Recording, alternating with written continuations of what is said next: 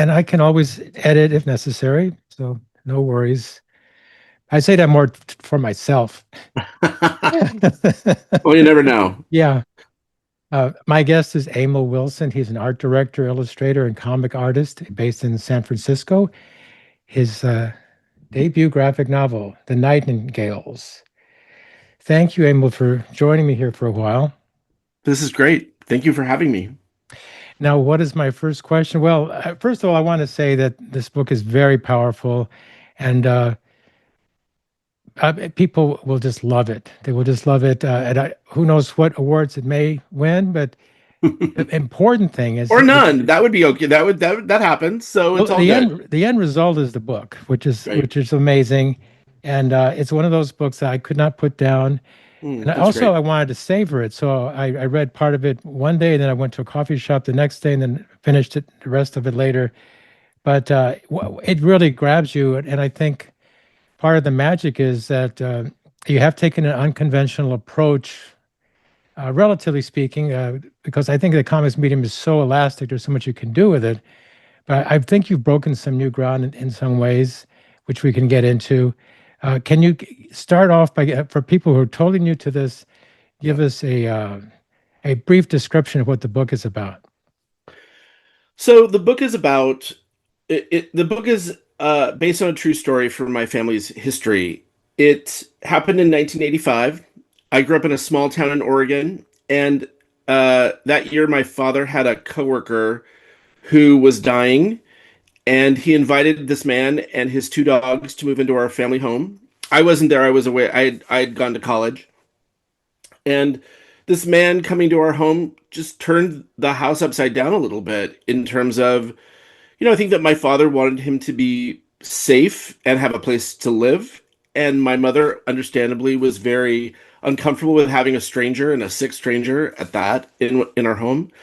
And the other thing that happens in the book is this friendship that blossoms between this man and the teenage daughter who is based on my sister. It's a book about kindness, and it's a book about how kindness can be complicated sometimes. And it can also be transformative, both for the person who receives the kindness as well as the person who is giving it. So that's kind of what it's about. Now, I'm listening to you intently, and then I'm thinking of my next question. I also want to show some sample pages from the work, which we'll get Yeah. to in a little bit. Um, there's one thing that you've brought up that you don't have a comics background, and I think a lot of people get tripped up on that. They feel like, well, God, I can't remember when does the golden age start? When does the bronze age start? The silver age? Maybe All we're of in the that. golden age. Who Yeah, knows? all of that minutia. But I think we're all comics people in one way or another because it's such a formidable medium and it encompasses so much. But anyway, Right. with all that said, you did get your comics background for sure when she went to the Center for Cartoon Studies. Right. Can you give us a sense of what you know now about comics that you didn't know before you went in? What do you know now? It's interesting when you go back to school in your 50s.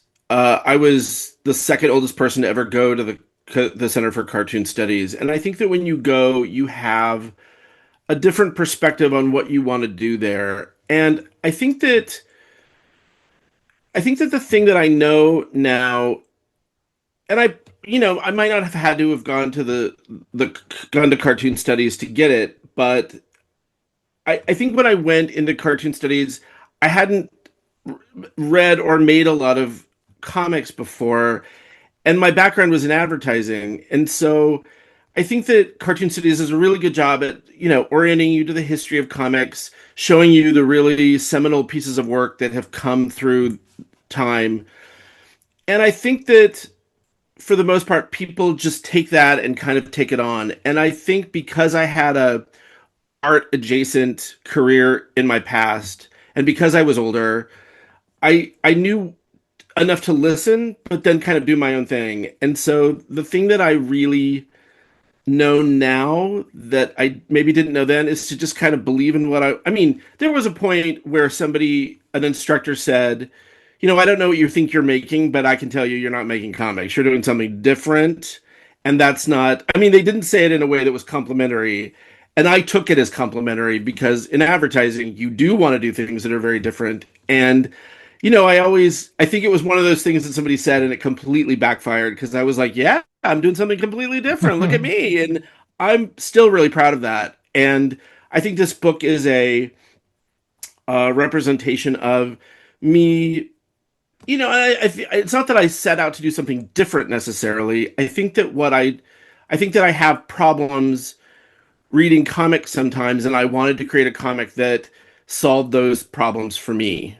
And I think this book does a great job of that. And if people like it, or if people who haven't read graphic novels see something in it because they also don't have an orientation to comics, all the better. That's incredibly exciting. Well, we're of the same, more or less the same vintage. I'm 63, you're 66, Yes. I'm 1963. 60 period. 60, yes. I meant the year. Yes. But for me, I didn't have that option when I was young to go to Center for Cartoon Studies. I could still have it now. It would be neat. I would love going, even You though would be the oldest person to go to cartoon studies, and then I would be the yeah. third oldest. So it would change the whole thing. Well, maybe I could go as an instructor visiting artist because I already have the credentials. I've Right. been published, and I think I can hold my own with the young Right. folks. I'm sure. But Yeah. but give us maybe just a little taste for people who are curious.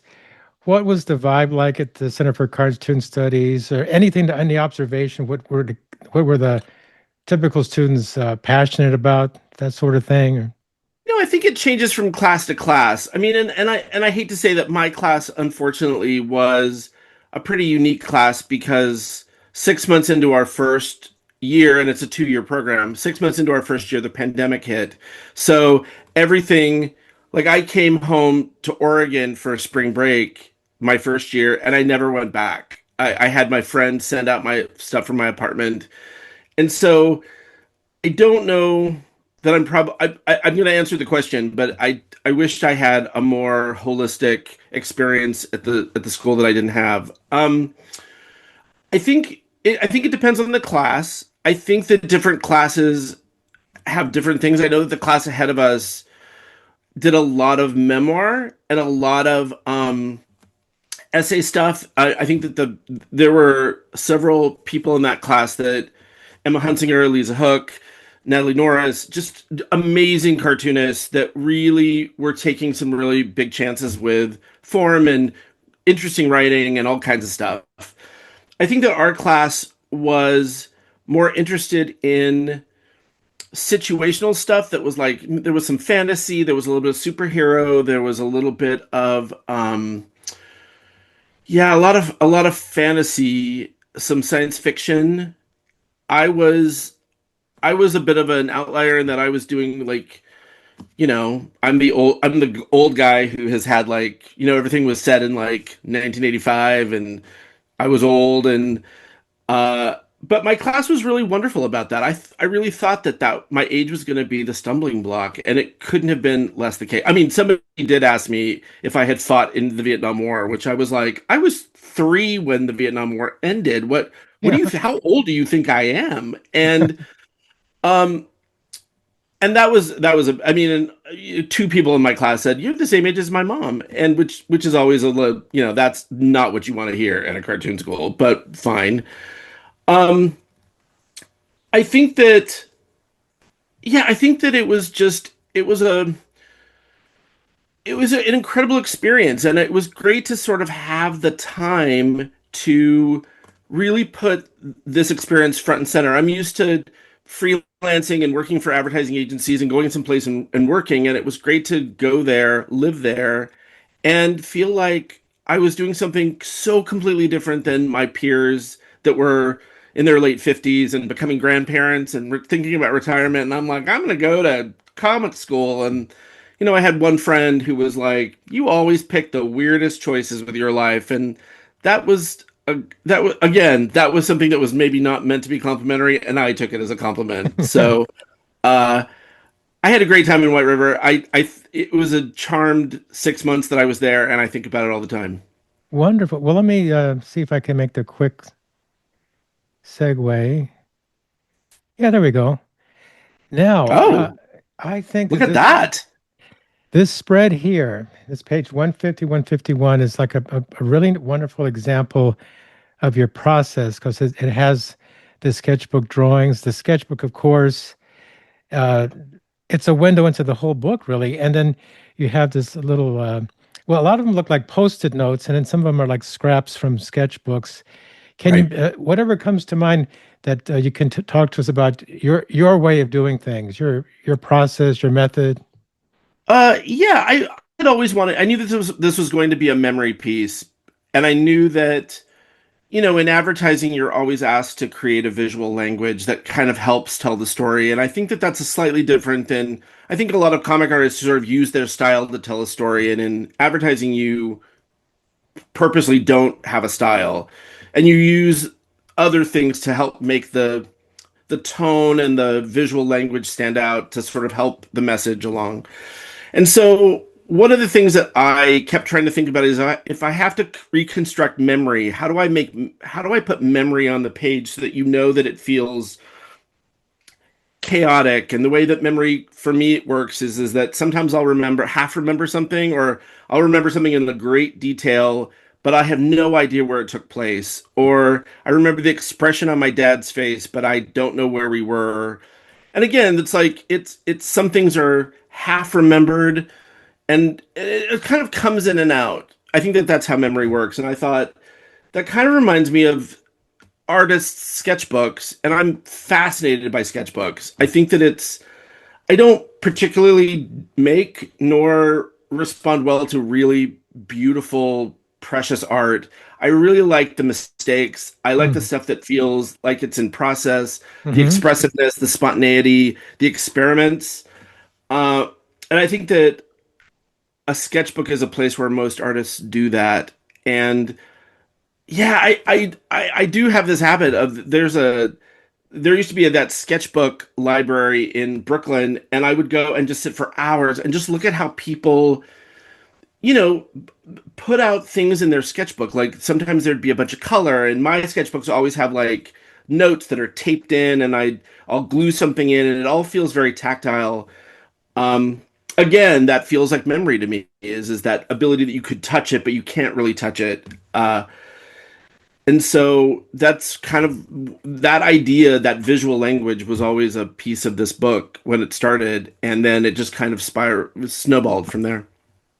Well, my ears picked up when I heard the sketchbook museum. I have to go there because sketchbook library in Brooklyn.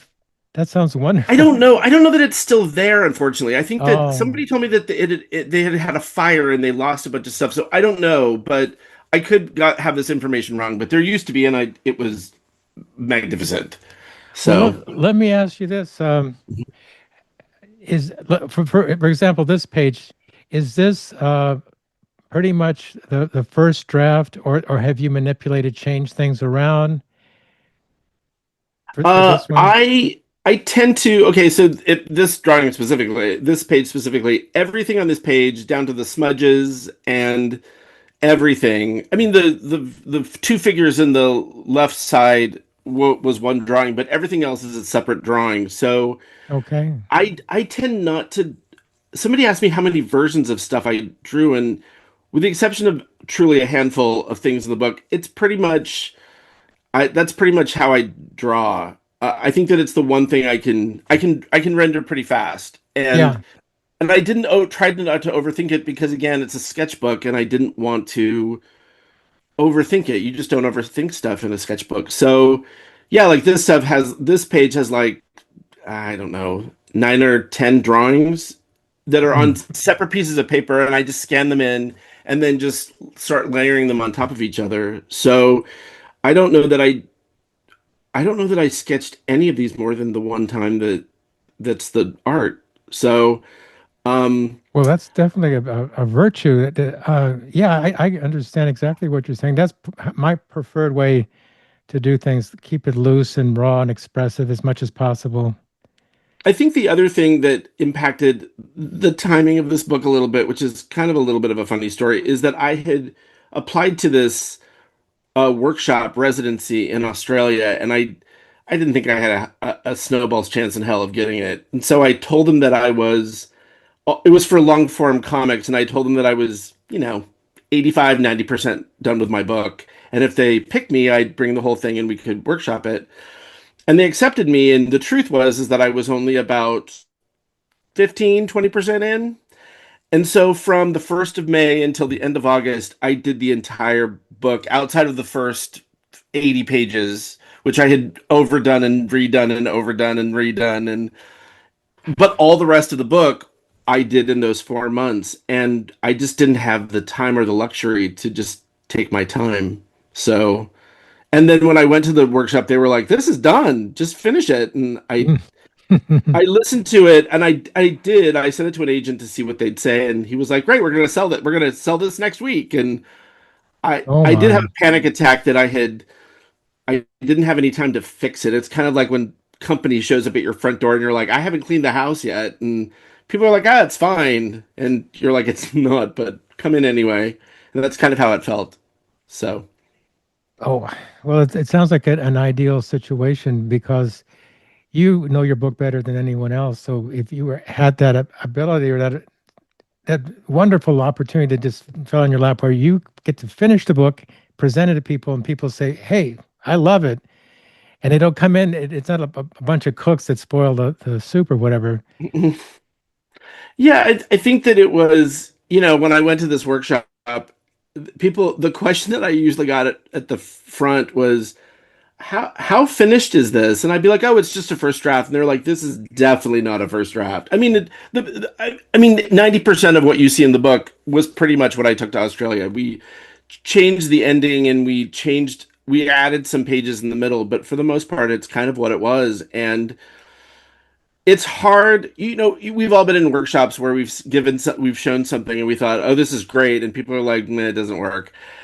And to have the opposite of that happen, where I was like, "Okay, I like parts of this, but I don't know that it's ready," and people were like, "No, this is good. You should show this to other people." I I don't know. It was a weird experience, and I did it, but I definitely have had some panic issues around it that I was like, "I don't think it's ready, but you do, so okay." Uh, and it turned out okay. Like I'm really happy with it. So Well, the overall look of it, the whole really, you're all in with the sketchbook yeah, format, the yeah, post-its. I don't think I've ever seen a comic using these type of devices, especially the post-its, for instance. yeah. Am It's I? interesting. When I sold the book, I went through these 2 weeks where tried to build I tried to build it differently, where I was gonna shoot it, where I was gonna kind of put all the pieces together and then shoot it, like photograph it, so it looked, like Anders Nilsson does an amazing job at having really tactile sketchbooks. And I couldn't, all the shadows were wrong, the dimensions sort of threw everything off, the sizing was wrong. And finally, a friend of mine just said, "Well, you know that the sketchbook is a metaphor, right? It doesn't really exist." And I think that, I mean, all the backing pages are all the same page. It's the same blank page every page of the book, but it's everything that sits on top of it that is different. And nobody cares. It's just the story. Once you realize the game, the story just kind of takes off. So I'm Exactly. Yeah. yeah, Well, much has been said about Anne Marie's relationship with the yeah. Virgin Mary, but there's also Lou and the Pomeranians, Henny and Penny. So they both have this whimsical relationship going on. Even it's too much even for Jim, who is willing to indulge whimsy. Says Henny and Penny to have a talk show. Yeah, they do. Yeah. Yeah, they do. And that's from a friend of mine. We used to always sort of, whenever we would see each other, we'd sort of treat it like a talk show. And it always made me laugh because it's something that you are used to talking, like it's a way to get somebody to talk, Yeah. but it's just kind of fun and artificial. And the talk shows were real big in the late 80s, early 90s, and I love the idea of dogs having a talk show, even though it's completely far-fetched, but there's something kind of charming about it. Well, I just love how you it must have gone through various iterations or editing or whatever. You take the raw family history and you shape it into something that has a narrative drive to it. Uh, these you treat the real stuff like it's content that you're going to use in fiction. You even have yourself, and not the most flattering depiction of yourself. There's you appear in a minor role as Right. more or less a callow youth, I guess. You're right. Yeah, it's funny. I didn't have that scene. I added much later, uh, and I think it was because as I was looking at the book, as I was getting towards the end of it, I just kept feeling like the brother, who's based on me, just kind of hung over the story, and we never saw him. And there was something about introducing him and seeing how the characters reacted to him that was kind of interesting to me. And I also thought I have lived for 60 years with a really odd name, and I thought I'm gonna. I mean, the other names of the characters of my family are not their real names, but I was going to use my real name because I knew that it's such an odd name that people, when this character appeared, would understand that, oh, this is the guy that wrote it. And Mm. I thought it was a great effect. And I just really like the idea of, and I also know what I was like then. And I was a bit of a creep to my mom and my sister. And, I was young and I was anxious to get out of the house. And I love the fact that he kind of comes in and he's not a very nice guy, but I have great affection for him for obvious reasons. So Well, every character has a very distinctive voice. Jim, I can feel his presence. Everyone, Donald, the shy, subversive activist. hmm yeah. Yeah. I mean yeah, it's funny. There's I tried to introduce backstory each character differently, and there's the father's character. You learn all about his past through a user's manual, and the reason for that Yeah. was that I never saw my father ever read a book. It was funny. I spent the week with my sister this past week, and I brought that up, and I said, "Do you ever remember if Dad read a book?" She's like, "I never saw Dad read a book. Not ever, not once." But he always read users manuals. We got this. I think it was the Scandinavian Swedish yogurt maker one year, and he sat and read that manual front to back. Maybe the Swedish parts too, even though he didn't know Swedish. But for like 2 weeks, it was all he read. And the thing that I love about that section is that a lot like my father, you don't have to read it. I've had people in workshops say there were too many words. I didn't read that user manual. And it's like, you don't have to. It doesn't give you information. It doesn't give you any sort of plot information. But like my father, if you chose to read it, you learned things that were profoundly interesting about him. And he was just one of those people that you had to go a little deeper to get all that information. And if you were just sort of skimming the top, you didn't know anything. And it's so representative of him. Every time I go through the book and hit it, I always think about him in the fondest of ways. That it's like this couldn't be more like my dad. So it's something that is really meaningful to me, and people also have really liked it. So that makes me happy.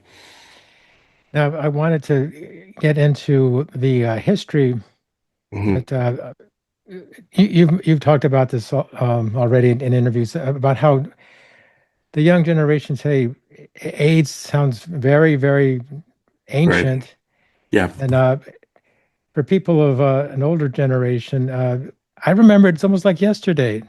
And No. maybe I remember it a little differently, but I kind of remember Rock Hudson going up and speaking and Right. being a very gentle soul, just explaining what he had to explain. And I had conflated it. I thought Elizabeth Taylor was there at the same time, but she was Mhm. later. She was later.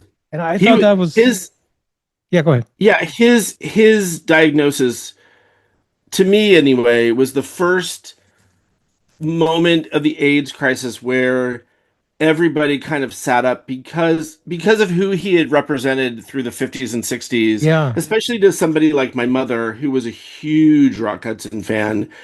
I remember her looking at the, and I don't know if it's in the book. I don't know if I took it out. It might be in the book, but I remember her looking at the TV and watching that footage of him at the press conference where he's explaining that he has AIDS and he's so emaciated. And I remember her thinking, this stuff is everywhere. Like, this is everywhere. Like, we can't get away from it. And I'm thinking, she's like, he was just such a man. And now look at him. And it was so sad, that reaction to me, that, he was sick and yet he represented something so like masculine, like, stereotypical man to so many people, especially women of that time. And to lose him to AIDS just really, really unsettled a lot of people like my mother. Well, I don't know what I was thinking, but I had a lot to say on this, and it'd be too much of a rabbit hole. But I started to do a little research. You know how you get into Yeah. asking AI, or I didn't even have to ask AI. I just researched it. Screw AI sometimes, but I just found it interesting that Elizabeth Taylor was already advocating Yeah. awareness and fundraising, and it fell on deaf ears for Hollywood. Hollywood didn't want to have anything to do with it. When Yeah. Rock Hudson emerged, then Hollywood, okay, we need to address this. Yeah. That's And I think that Elizabeth Taylor did a lot to, I think that she was so, I think that his death, from what I understand, and I don't, the little bit that I've read, because they had been co-stars together, they were close friends. And I think to her, so much of her advocacy was born out of the fact that she was, close to the people who were dying. And Mhm. I also think that she thought, if who's gonna do something? We have a president who won't even mention it. We've got a government who's not going to offer any resources, and so much of the gay community was kind of taking care of itself for that reason too. And so I think that she just, her advocacy was, oh, it was a tremendous help to to the movement, kind of people research and all kinds of stuff. She was the face of it for a long time. Yeah, up till the end. Now, for me, as a person of an older generation, I see the commercials that say, "Well, just take this pill, you'll be fine." Yeah. HIV today is not a death sentence, No. and but it's still I research just a little bit, as we're prone to do, and Mhm. it is a major It is. health phenomenon. I mean, 38,000 annual new cases in the U.S., 1.2 million new infections globally. So it might not be a death sentence, but it's still Yeah, very it's much remarkable there. how that it's still there. Yeah. I mean, and it's interesting to think about, when this book takes place in 1985, there was nothing, no cure, no nothing. Like, we were still reeling from it happening, and I don't think even AZT emerged until like the late 80s, like 88, 89 possibly. And it is remarkable arriving in New York in 1987, that it just felt like, in terms of the gay community, it just felt like a bit of a war zone, that there were so many people who had just contracted it and then died soon thereafter. And I think that it had just really taken its toll. So it was pretty it was a remarkable time to be gay in New York, for sure. Well, let me switch back. There we go. I think there we go. So, is there something that I might be missing that you wanted to bring out about the Nightingales? Oh,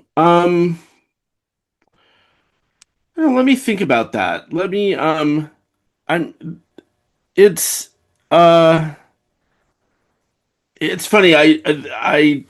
I'm drawing a blank. Like, there's it's so many times that you're in, interviews, and you're thinking, oh, I wish someone would ask me about that. And I completely drawn a blank on what that would be.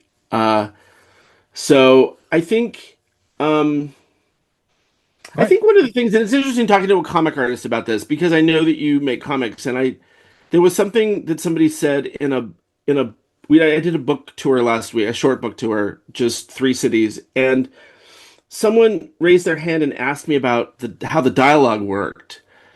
And I thought, she asked me, why did you choose to put the dialogue in on these strips of paper? And I said it was because one of the problems that I have with comics in general is that because everything is paneled often, it is often in panels, and then those panels have word balloons. The conversations that you read in comics have this stop and start quality to me because you're going from panel to panel and you have to reorient yourself and you pick up the word balloons and the way that they're sitting next to each other. It never felt like a dialogue should be.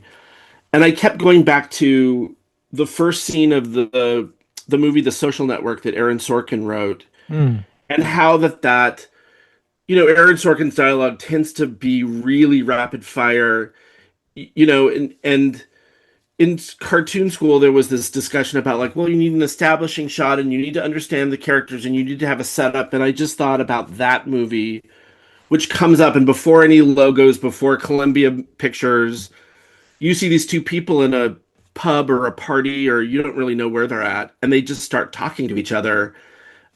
And that conversation is so important to the rest of the movie because it sets him in motion to create Facebook. And you don't know who they are to each other. You don't know you don't know who they are, period. And what's so great is you have to focus on that dialogue. And I wanted to create a mechanism on the page where you didn't stop and start, where you literally were in the moment of that dialogue and you stayed with it. And somebody said, I think that worked for her. Well, she said, I think that works for me because I just was a lot more immersed in it. I just felt like these conversations, I was part of it. And I'd never had that experience before reading a graphic novel. And I just thought, that's so gratifying to hear because that's like I couldn't have scripted what she had said any better and felt better about it. And that's something that I always think about when someone asks me like what are you proud of about the book is how the dialogue is handled and the fact that it feels like it holds together by itself and you never really I mean obviously I want you to look at the visuals on the page, but the dialogue is by far the most important thing when it appears. So, Oh, yes. Well, what can I say about that? I think that the comics medium at the end of the day is it well, it can certainly be wordless, but it usually tends to be playing off of words and pictures. So you're doing that. And if you want to put word balloons, it's not that much more of an effort to add a word balloon no. here and there. So it's a very very conscious choice, and Yeah. I don't think that I don't know that I want to see people emulating it because I don't think they could do it as well as you do it for one thing. Well, thank you. That's nice to hear. I don't know that I'm going to be able to. I'm just wondering the next thing I'm working on deals with a lot of dialogues, like the. I mean, it's the way comics should work, which is the dialogue kind of informs the story, and there's not much narrative. Well, the narrative is handled differently, but I'm I'm I'm trying to find another way to do it, and I keep being like, wow, I kind of used a great device, and I don't want to repeat that, but it was a great way to get the dialogue across. Mm. So I'm trying to figure out a different way to do it, and again, it's another book where the dialogue is just really, really important.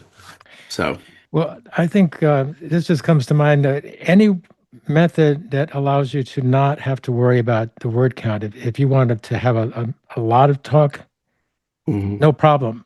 Some cartoonists say, well, I'm a person of limited text. Well, no, you don't have to limit yourself. And I think it's a case by case basis because I would not want to see word balloons relegated or even panels. At top of mind right now is Dash Shaw. I think he does Right. an amazing thing with how he tweaks those Yeah. limitations and you can do anything and you're not even thinking about the word balloons. He even Right. some of the word balloons are less artful than others. He does whatever he wants. He has Right. his footnotes. He has his own way of doing it. So, but I don't Yeah. know. I think it's just a way of trying to find. For me, it's always about what do I want the reader to do? And I think that the other thing is that someone said once that in the first few pages of a comic, you teach your reader how to read your comic, and I thought that was a really profound thing. I I mean, maybe everybody talks about that. It was the first time I'd heard it, and I was like, that's a great way to think about that. And I think that Dash does a great job at sort of instructing you, like, this is how we're going to do this. And I thought about that a little bit as I was writing this, because I think that there's a few pages where it's like you got to know what you're doing here. And by the time you know, I do think that there are times when those dialogue strips sort of show up, and you're like, what is this? Like, what am I reading? And I get that. So I'm trying to figure out a different way. Now, I just wanted to circle back to, you were talking a little bit, or you referred a little bit to getting pushback from the professors, instructors. Did they finally come around to seeing it your way, or what happened there? There's an instructor at Cartoon Cities, the cartoonist Jason Lutz, who wrote Berlin, who is, I mean, Berlin's a masterwork. And the thing that was a great surprise is that Jason is also one of the most gracious, wonderful instructors you could have. And when this person said, I don't know that this is comics, he said, well, hold on a minute. I mean, comics are visual stories that are told visually in some way, and that are meant to move you in some way, and this does that. And we weren't talking about this book, we were talking about something, but the piece that they were talking about is such a, like, if you saw it, you could see where this book grew out of it. And this book came later, but it definitely has a lot of DNA. They share a lot of DNA. And he said, I think that he's like, my work is expressive differently. Your work is very expressive in a very sort of like, I don't care what I'm doing. I'm just going to use color, and I'm going to do this, and I'm going to put pages up. And he's like, at the end of the day, was I moved? Yes, I was moved. Was it visual? Yes, it was visual. So by that measure, it is a comic. And I thought, thank you for just coming to my aid for that. That was something that just made me, it gave me the little bit of confidence to be like, yeah, I can do whatever I want. And comics is like any art form. Just when you go through like a phase of realism, somebody comes in with an abstract painting, and it changes things up. And I don't know that this is an abstract painting by any means, but I think that it's like there's room for all of us to live under the umbrella of graphic novel and comics and do whatever we want. But I think that cartoon studies can be very traditional, and it's great when you see other students' work that feels like, oh, that's interesting what they're doing, and that's the way it should be. That's the way any school should function. So, yeah, I think that a lot of it was because I'd come from production and graphic design. I was like, I don't need anybody to tell me what to do. I'm too old. Like, you're younger than me. I'm going to do what I want. You don't have to tell me what to do. And I think that it was that, you know, nasty perspective that made me sort of do what I like, and, to hell with everybody else. And it worked for me. And that's what it should be. That's what all art should be. So, Well, yeah. all I can think is you're a professional and you're charming, so you must have found a middle ground. You were able to do what you wanted, but you somehow won people over at the same time, which is what you need to do in a, such a Or you just stay social. quiet. Like, you've been in workshops where it's like, just keep your mouth. You just sat there with a poker face. You're like, I'm just going to keep my mouth shut, because if I say anything, it's going to be awful. Oh, And well, so, that can work against you because yeah, no, it's true. But I was like, just don't say anything and just nod and be like, yeah, I'm going to do what I want, and it'll be fine. Like, I don't have to like make a scene, but a couple times I made a scene, and that was like, I can do. We all get to sort of do what we want, especially if we're going to an art school and paying to be there. It's like, do what you want. Like, the last thing you should do is listen to everything that someone says, and yeah. make your art reflect someone else's vision. Like, do what you want. It'll be fine. So, yeah.